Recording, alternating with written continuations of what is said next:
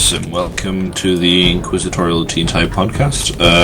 We have two hosts today instead of three, as a man will not be here with us. Instead, we have Jesse Swift. Say hi, Jesse. Hello.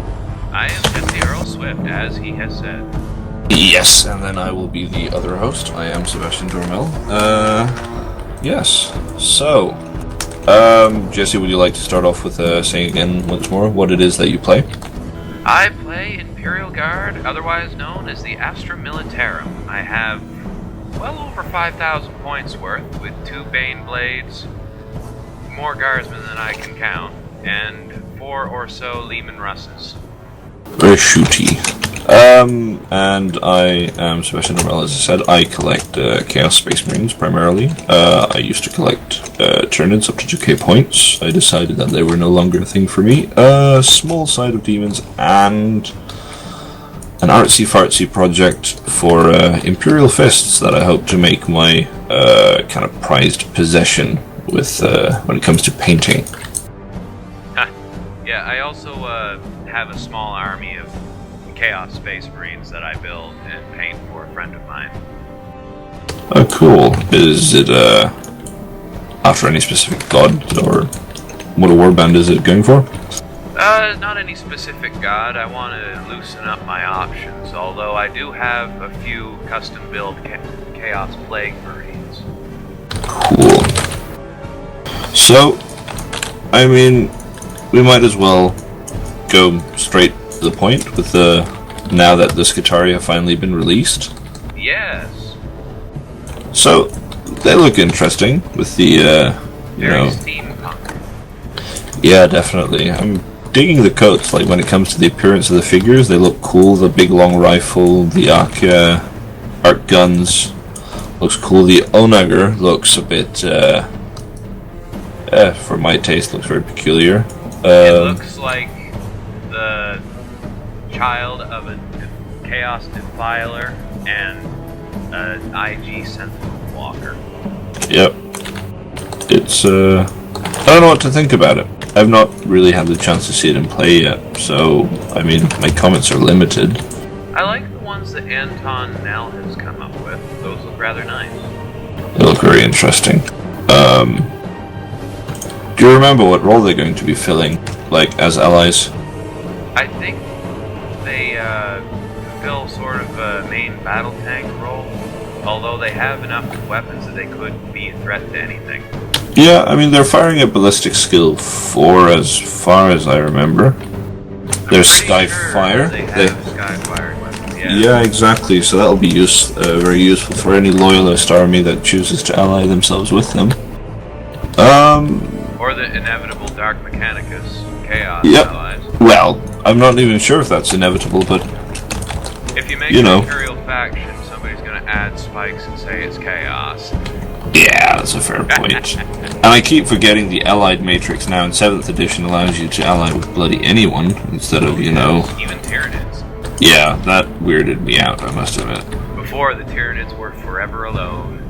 Yeah. And then they've got the battle doctrines with, buffs and, nerfs to their different stats. So +3 ballistic skill, -2 weapon skill. I mean, that can be pretty interesting.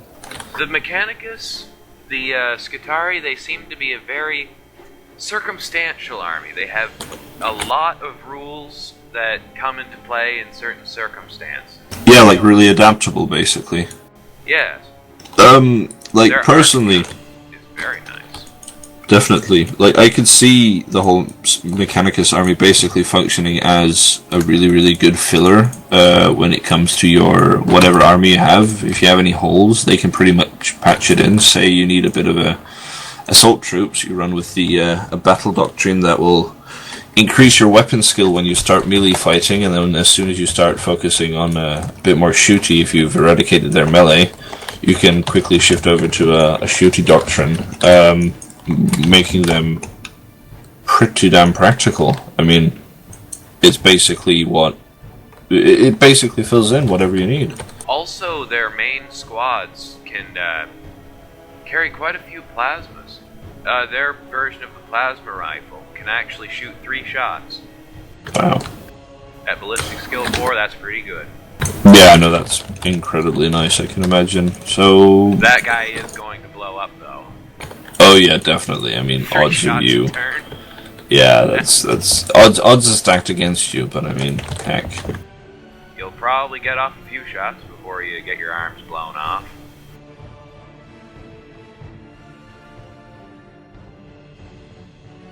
Yeah, damn. So, I don't know. gaming, modeling, and painting aspects of the hobby, what have we been up to? See, I have not been up to much this week. It's been busy as per usual. I instead decided to dedicate my last day to cutting out a hell of a lot of sprues, a lot of bits. Oh, what'd you get? See, or are you I've... just cutting out the ones that you already had spare bits? Yeah, exactly. Like, I mean, I've been collecting this since I was, heck, 12 or something like that. Good 8 years of collecting. So you're cutting them apart out of the sprues and putting them in a bits box then? Yeah, exactly. Like, I had it all in one big kind of moving box, basically. It took up a lot of space. Oh, But, yes, I know your pain. Exactly. So I ended up with a fair bit of plasma. I'm going to be kitting out an entire group of Space Marines entirely as a special weapons team, so that I can mix and match for my proper teams. Basically, so you get a what you see is what you get approach to my armies, instead of, oh yeah, that melta-gun there? No, that's a flamer now. Yeah, I went with the flamers when I was assembling my units. They just seem more reliable. Against swarms especially. Yeah, definitely. Being able to wall They of don't death. explode. Definitely. I mean, having mostly played against wolves, I am starting to see more and more the appeal of plasma weaponry, being able to take one of their saves away, especially when it comes to Thunderwolf cavalry. Anything that has... Melta-guns are nice. I feel they're a bit overkill for popping melee. Yeah. Or infantry, for that matter. But I mean, in a regular squad, so the idea is I might in the future be fielding Chosen? With, I mean, 5 Chosen can all pick... I mean, they can pretty much all get special weaponry, so a bunch of them. Basically, you can have a 5-man Melta squad, you can have a 5-man Plasma squad. It's basically what you need. They are the Chaos version of Guard veterans. They can just take anything. Yeah, pretty much, without the option to, drop pod anywhere, which is kind of a shame, but that often results in you taking a Rhino, I guess, to rush them along. Of course, with Abaddon allowing you to take them as troops is interesting, but I don't know. I've heard from various people saying that it's not worth running Chosen unless you have the Black Legion supplement, so whatever. But yeah. I'll see. I don't know. I've seen them in play. They are pretty good. They're just not made for foot slogging, though. No, definitely not. I can't imagine. But I mean, then again, a group of 5 Chaos Chosen, all of them with plasma weaponry or something like that, that will pretty much make any infantry, like any little Death Star blob, get taken care of. Say you've got a bunch of wolves charging at you, bam, they're gone. Instead, if you've got vehicles that you need to take care of... vulnerable saves, of course. Yeah, that's horrid. But, So what it'd can you do? basically be making regular saves on Marines, really. Yeah. It would be like shooting at regular tactical Marines with AP nothing weaponry. Pretty much, yeah, it would be. With the odd chance of your, what before was a bolter, suddenly is a Fury Hot Star harnessed as a weapon, suddenly blowing up in your face. Yeah. So you have to have the option of killing yourself before you can get rid of wolves. Lovely. That sounds perfectly fine. Now, but mind you, they're expensive wolves. They're like 85 a pop or something when you want to give them a Thunderhammer and a Storm Shield. So, what can you do? Get into close combat with 35 cultists. Oh yeah, to slow them a bit? I suppose. Yeah. So how about you? Probably be a pretty small speed bump, unless you had something that gave them stubborn or fearless. Yeah, Typhus would do that pretty much, and that's all I can think of. Plus, he could use his destroyer hive in the close combat against the wolves. Yep, that would be quite horrible. You'd have to make sure you had a champion to eat the challenges, and then suddenly Chaos just go champion. boom. Chaos Champion, they come with the squad. Yep, exactly. They're so gribbly, but they're so good at taking shots for you. Yep, that's more or less their sole purpose. I wouldn't mind, personally, seeing, kind of reverting back to a bit of Dawn of War, seeing a squad of cultists being able to take, like an aspiring champion in the squad. That would be a cool upgrade. That would be very nice. But, either way, it's fun. Have you been up to anything interesting in the hobby this week? Well, I've been painting up a fine cast, or fail cast, as some people call them, Vindicare Assassin. It's one of the old ones. I figured I'd get it before they ran out of stock and they didn't restock it due to the Execution Force coming out. I think it turned out rather well, and I've also assembled a Hydra flak tank that can also have its autocannons removed to be used as a Wyvern mortar tank. Ah, cool. The Hydra looks really kick-ass, the flak tank version. Oh yes, it does. The thing says, die, like a bunch of, heck, I don't know what caliber that would be. Quad gun, basically, holding at your ass. Oh yes, I could look up the stats if you're interested. Go for it. I'm assuming it is Skyfire? Was that a wrong assumption? No. Really? They didn't make an anti-aircraft gun Skyfire. That's bugger you. You know what I mean. I don't know. I looked at it and I was like, that looks like Skyfire. Ah, here we go. A Hydra autocannon. Its range 72 inches, which is quite long, really. That's the same range as a Vindicare Assassin. Yeah. Just a lot less subtle. Yeah. Strength 7, which is good. AP 4, which is also good. Heavy 2, Skyfire. Awesome. Yep. And I think they have more than one Hydra autocannon on the gun. I mean the platform. Yeah. Let me look up the actual entry for them.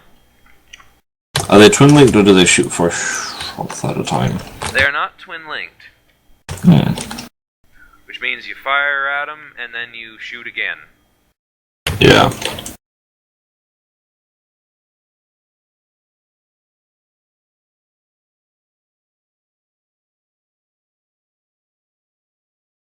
Ah, here we are. They come with two twin-linked autocannons. There we go, see? Two twin-linked Hydra autocannons. A Yeah. heavy bolter, searchlight, and smoke launchers. So it's a reliable all-round kind of anti-aircraft vehicle, obviously. Yes. And and how's it for points? Focus fire on it first turn.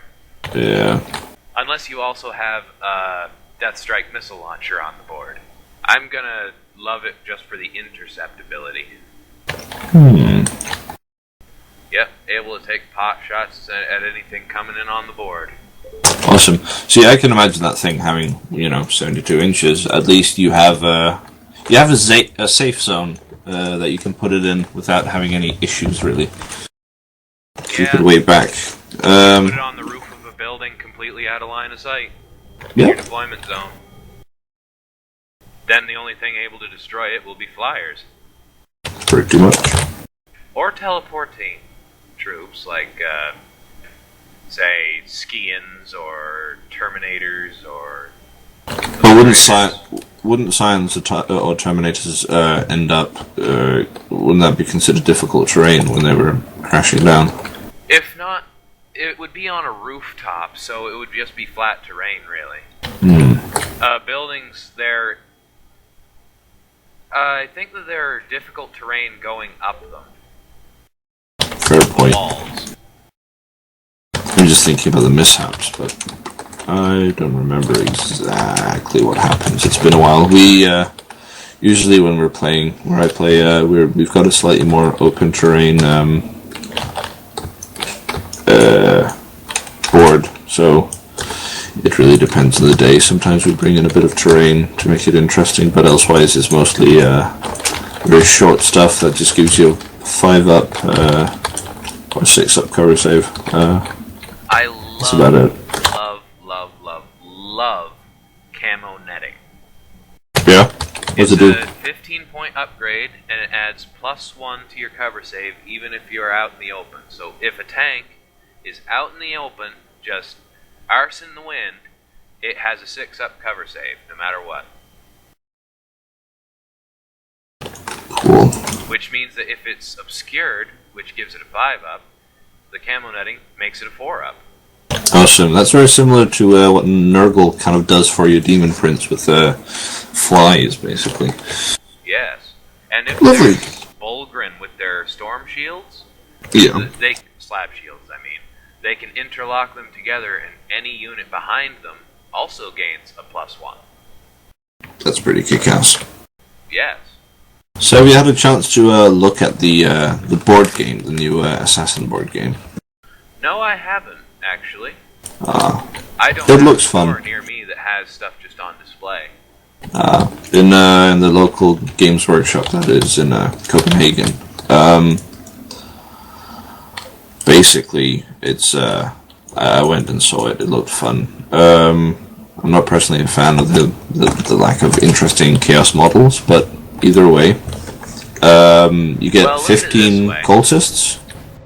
If they made entirely new models for a minor board game that's just on the side, that would cost them millions.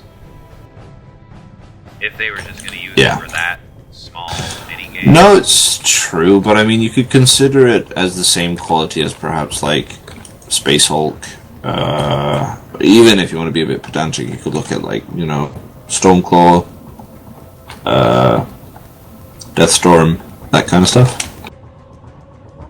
But yeah, I don't know. 15 Chaos Cultists, you get 5 Chaos Space Marines, I think. And a Terminator Lord. And I mean, You price-wise. get 4 cultists, don't you? no, you get 15 Cultists, apparently. Oh, that's so much better. Yeah, that's also what made it slightly more interesting to me. I mean, just 4 cultists, that's not even a pack of 5 that you can get online. Yeah, exactly. No, I found it very peculiar. Now, I'm trying to remember, actually. Because I don't want to be misinforming people, I'm going to go look it up. Let us see.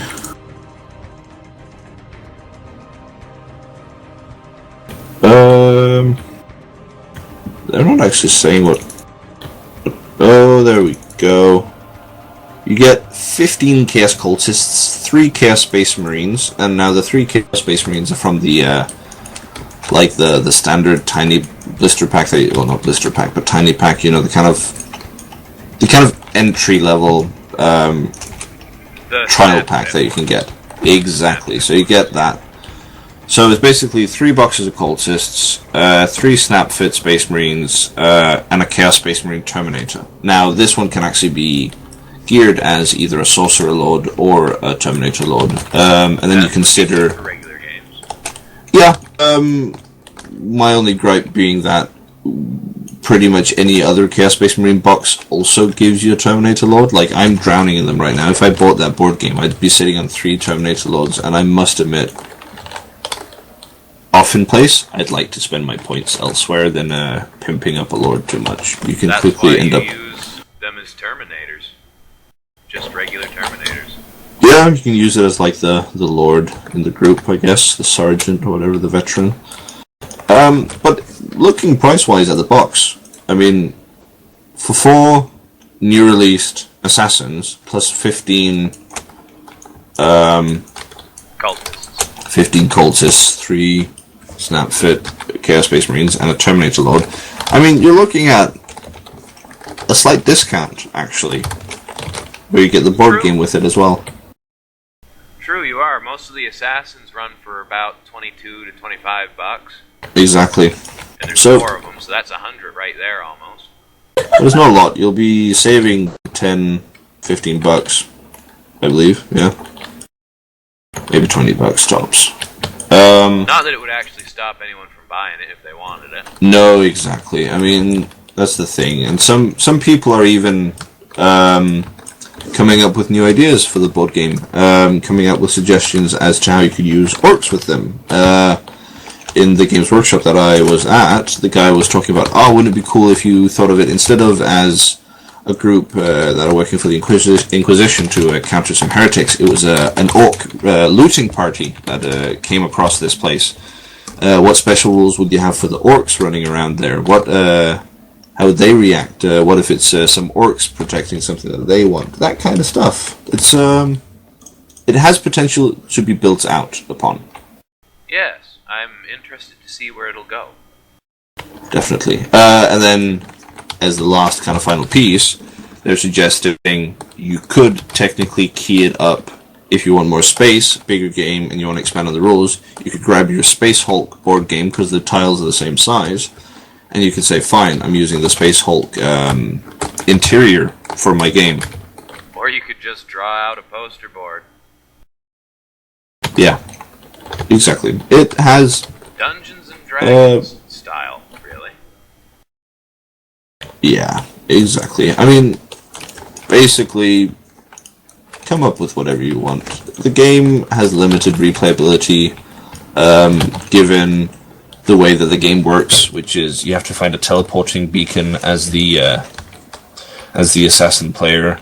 The teleporter beacon is placed randomly, in a sense. So every time you enter a room that has a specific card that has to be flipped, it may or may not be the room that has the teleporter, so you can go in to get the Sorcerer Lord and then kill him. So it's interesting, looks fun. For me, £75, a little bit steep for what you get, but if you're looking to actually just get the figures, you actually save money. So it adds up, more or less. Yeah. Hey, what do you think of Electro Priests for the Skitarii? I've seen them out. I haven't seen them in play, unfortunately. Let me see if I can find some rules on them. I assume that they're priests, and that they use electricity.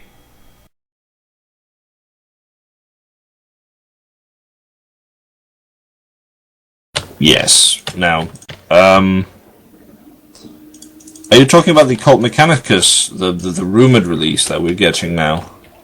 Yeah, I've seen pictures of them. Oh, in that sense. Okay, fine. Sorry, I had a very, very big misinterpretation there. Nah, I think I actually said Skitarii. Sorry about that. Yeah. No, you didn't. It was just, I was only thinking in light of the Skitarii update. I mean, I've seen more than just the Electro Priest. I mean, there's the big robot that they're releasing. There's the mobile battle platforms with a servitor inside. I've seen that robot catching a lot of flack. Yeah, it looks like Baymax, they say. I don't know. I find it fun. No idea it's very. Who that is. Big Hero 6 Disney movie. Completely unrelated. Yeah, now I remember. Yeah. Anyhow, I like it. It looks dystopian, kind of how Warhammer 40k is. It has potential. I like the guys on wheeled tracks. Those are very nice. Yeah, they look like mobile kind of defense platforms, basically.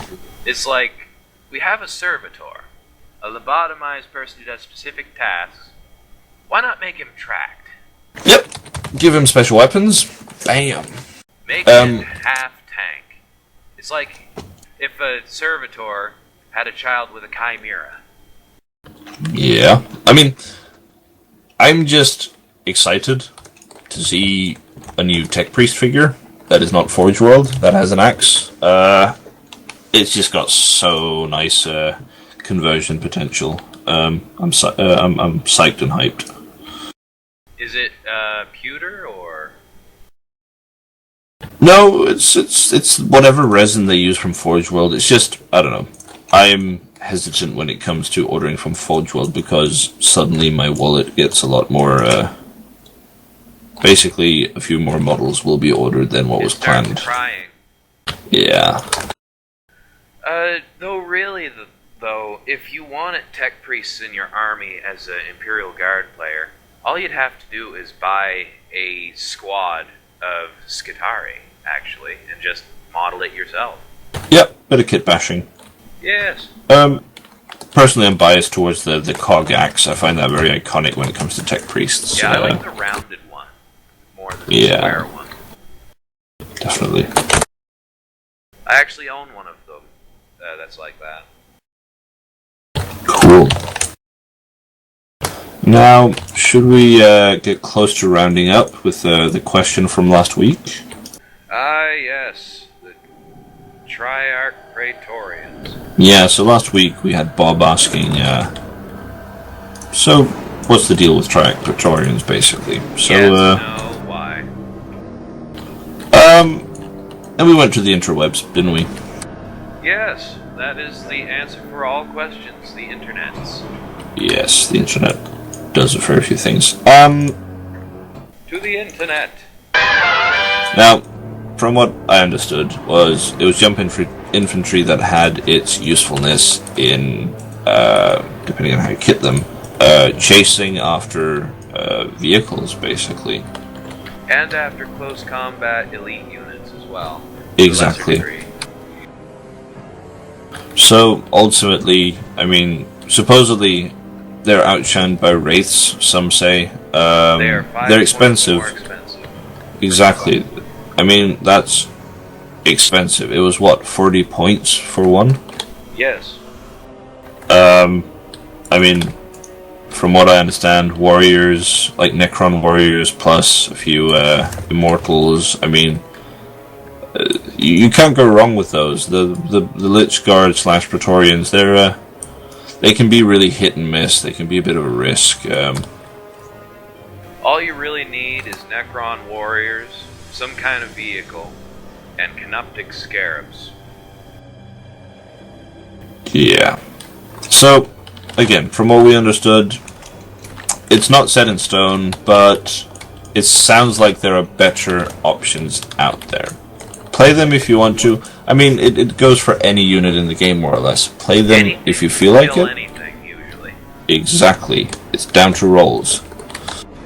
I've seen units that would get squished normally stand against impossible odds.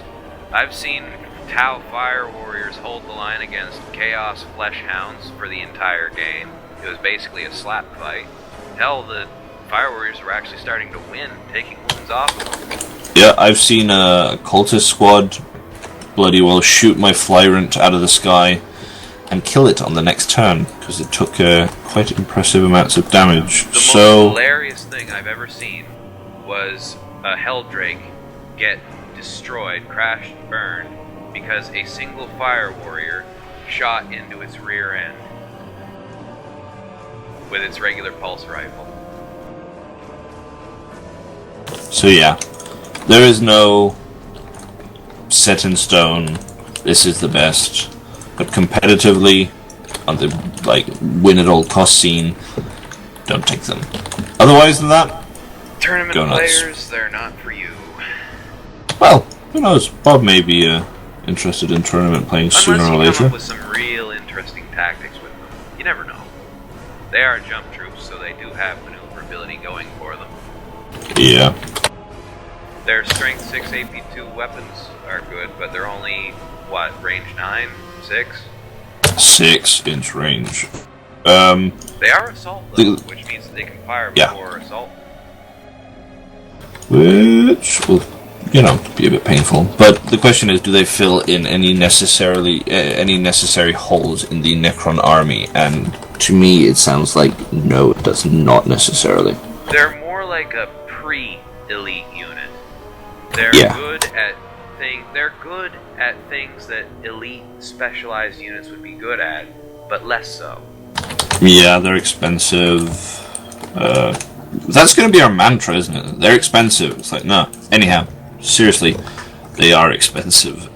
You're not necessarily getting what you pay for. It sounds like they'd probably do well as bodyguards for a lord. Yeah, but then again, you're looking at basically a lord and bodyguard unit for 500 points or something crazy like that, and that in smaller games, just not gonna cut it, not gonna work. True. But if all else, if it's a big game, it has potential. But yeah. There are ups and downs to pretty much any unit in the game, so ultimately there is no solid answer. We've been droning on about this for too much. I just think that If you can fill every niche that you could think of, you have a complete army as far as Yes. capability goes. If you have something that can handle almost anything. So, on to the next sort of section. How did you Yes. get into the hobby, Sebastian? I somehow managed to find interest in Warhammer.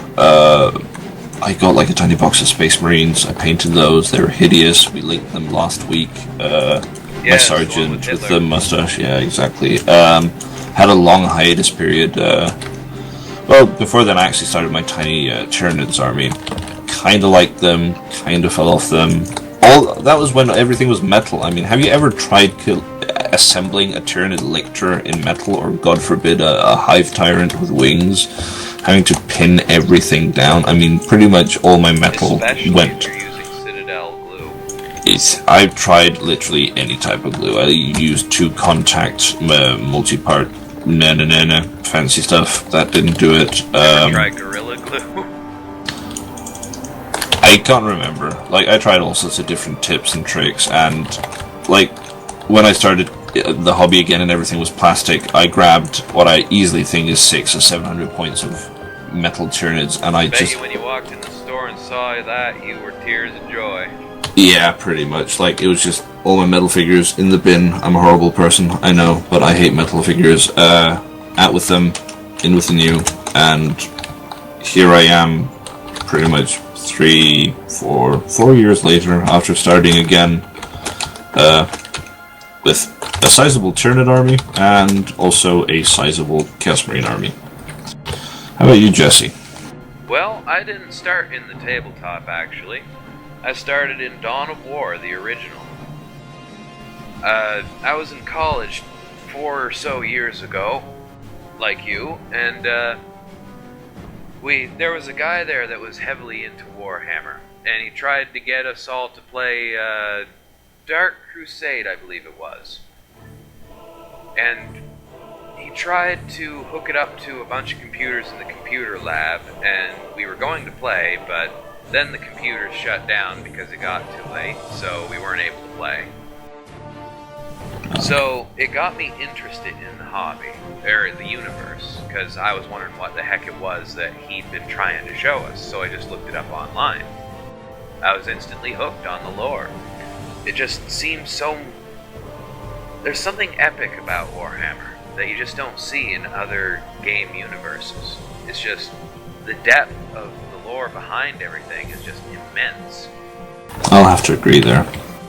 So, I actually found, when I went back home after college, I was talking about it with some of my friends, and a young boy who was about 8 years old actually had a copy of Dawn of War the original, which he didn't want to play because, well, he was young and didn't know how to play. Fair enough. So he gave me the 4-disc version of the original Dawn of War game, and I played that right into the ground. Awesome. So that's a very kind of story-esque, finding the Oh, it's not over the yet. object. I believe you. For a good few weeks I played just single player, and then one of my friends from the islands started playing with me on land, and we had such adventures playing against 6 insane Eldar AI and such whatnot. We had 9-hour marathons of just one game. Then after a while we started going on eBay looking for the rest of the series, and we got them one after the other. Winter Assault, Dark Crusade, Soulstorm. It was just amazing. It's all great fun games. I can certainly recommend playing them if you have any interested in real-time strategies paired with the Warhammer 40k world. I mean, that's also what kind of kept my my interest in 40k going while I wasn't assembling. Yeah. Then one day, my friend went out to the city, which was a 5-hour drive away at that point, and Yeah. And then he came back and he had a gift for me. He'd gone to the only GW store in the province, in Halifax, the capital, and he'd bought me a pack of 10 Imperial Guard Acadian shock troopers. Those were my first models for the tabletop. Cool. Yeah, I painted them up, and Tyson moved in, who was my friend, moved into a new apartment and found some old Warhammer stuff in the basement. Wow. Yep, it was Pretty an cool. Eldar starter kit, actually. Well, it wasn't a starter kit. It was somebody's old army. Cool. Yep, 2 squads of Guardians with the platforms. Old Fire Prism, the ones that had the crystals hanging off the sides instead of, as a main turret. And a squad of, what they call Swooping Hawks, and a Seer Council. So I just built off that, and I haven't looked back since. I now have over 5,000 points of Guardsman. Awesome. Well, I think we need to round up for today as well. It's been awesome. We have to answer questions that people have asked. Let's see if Have people actually asked any? Yes. Bob Alfurius D. Porter. Necron Tactics. Ghost Arc to be precise. Is there a question, or...? He's wondering what Ghost Arcs can be used for in Tactics. I think we'll have to do some research in between then and now, and answer that on our next podcast, if anything. Yes. We'll also have to talk about IG stuff, because that is what Jonathan Alvarez wishes to know. Awesome. Well, that concludes another episode of Inquisitorial Tea Time. Yes. Cheers.